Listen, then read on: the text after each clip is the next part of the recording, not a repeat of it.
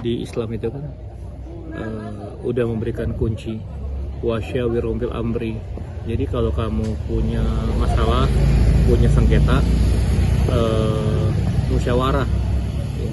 Musyawarah itu untuk mencari jalan tengah, mencari titik temu, win-win solution. Dan di Islam itu punya konsep yang kedua, innamal a'malu binniyat. Tindakan itu, amalan itu gimana niatnya. Niatnya ini benar-benar hanya Allah tahu ya, benar-benar ingin agar anak ini terjamin sampai kuliah, minta tuntutan yang demikian fantastis ya, atau niatnya ini cuman sekedar cari uang kan, yang tahu tentu yang bersangkutan gitu. Tapi tentunya ini juga semua orang juga pasti akan mengatakan nggak logis gitu ya, nggak logis karena dengan biaya pendidikan yang begitu hebat, sekolah yang internasional pun paling habis uang sampai kuliah itu cuma kisaran 3 miliar.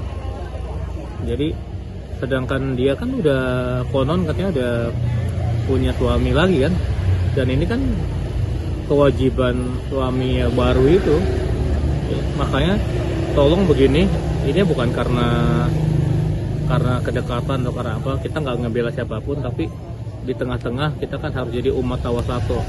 Jadi la yasturu abdu abdan di dunia satarullahu fil akhirah. Jadi barang siapa yang menutup aib saudaranya ini di dunia, maka Allah akan menutup aibnya nanti ya pada hari kiamat. Nah ini satu pembelajaran. Ini kan peristiwa ini kan sebenarnya ribuan, tapi kenapa ini bisa booming, bisa viral?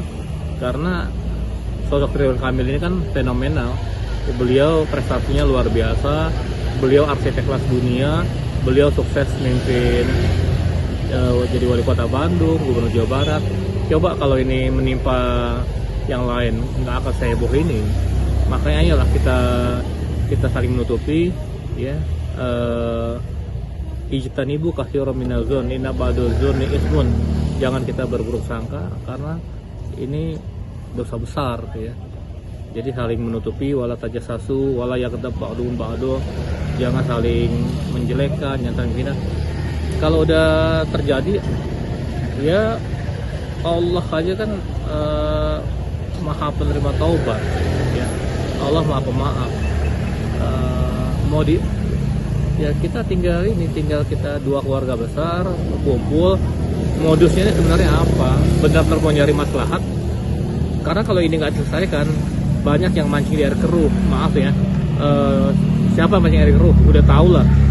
Kalau kasus-kasus heboh gini, banyak orang mau jadi konsultan hukum, orang mau jadi lawyer, belum lagi yang dompleng-dompleng.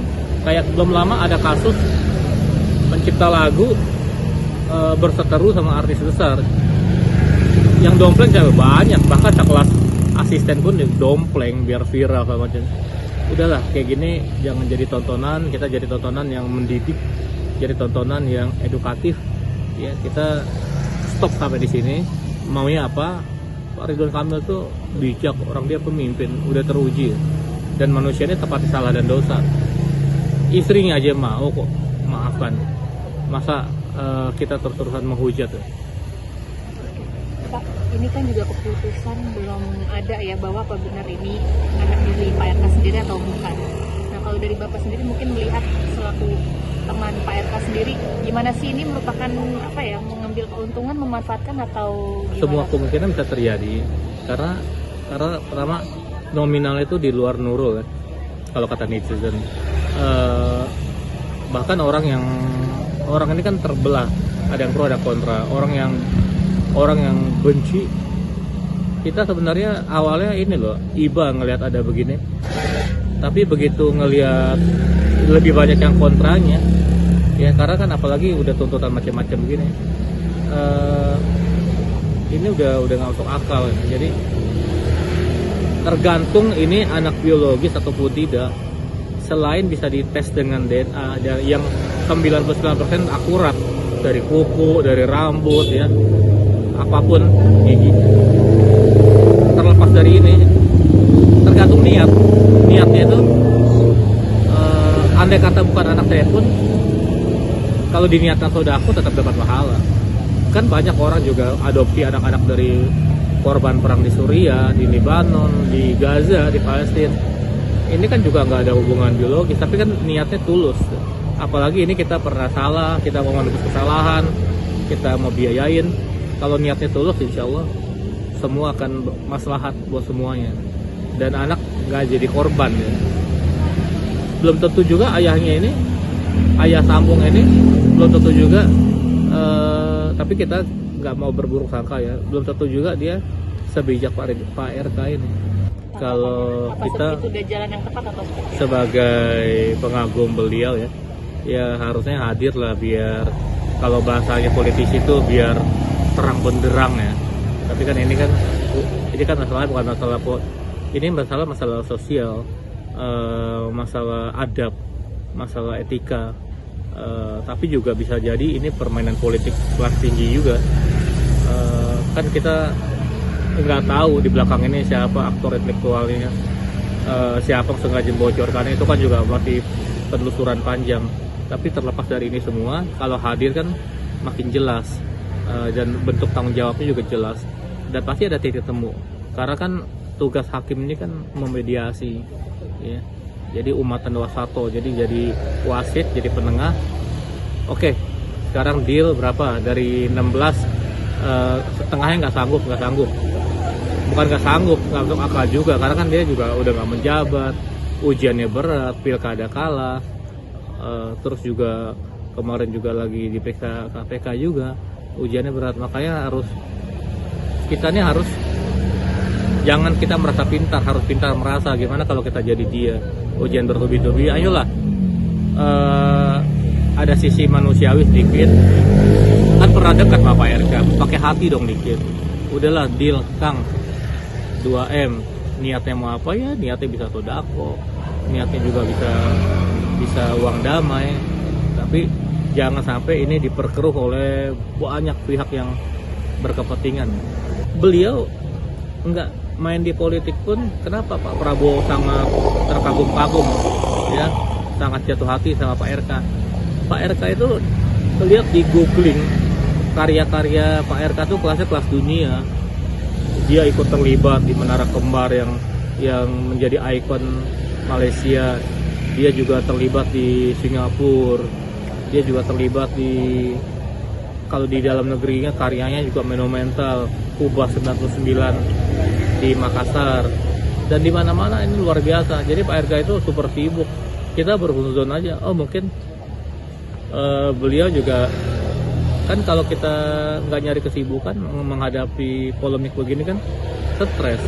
Kalau stresnya berkepanjangan, takutnya mengalami gangguan yang lain-lain, bisa stroke, bisa segala macam, bisa kejiwaan, bahaya, nauzubillah min dzalik. Makanya ayo duduk, insya Allah Allah bukakan mata hatinya, insya Allah bisa damai. Kan semua memang tujuannya fa'aslihu baina akhawaykum. Jadi kita harus mendamaikan dua orang berselisih, fa'aslihu. Makanya yang diinginkan setan itu, yuridu syaiton ayyuqi'a bainakumul adawata wal baghdha. Yang diinginkan setan itu terjadi perseruan, terjadi pertengkaran, pertumpahan darah kalau perlu. Nah, kita jangan pernah tunduk dengan digital setan. Nggak ada kesalahan yang nggak bisa diperbaiki. Jangankan sama manusia, Allah aja berfirman, lau amiltumul khotoya hatta mala atis sama summa nadintum fatabaw alaikum. Wahai manusia, jikalau kamu berbuat dosa, penuh langit dengan dosa kamu, kemudian kamu bertaubat, pasti Allah akan ngampuni. Masa ini mau bertanggung jawab malah ditekan sekian miliar, ya orang jadi antipati. Jangankan yang bersangkutan, yang nggak ada sangkutannya pun netizen kita kan netizen paling kejam sedunia loh, nomor 1. Hati-hati, jadi mereka pun bisa menghakimi. Jadi jangan lupa untuk subscribe Cumi Cumi. Ditekan ya tombol lonceng merahnya.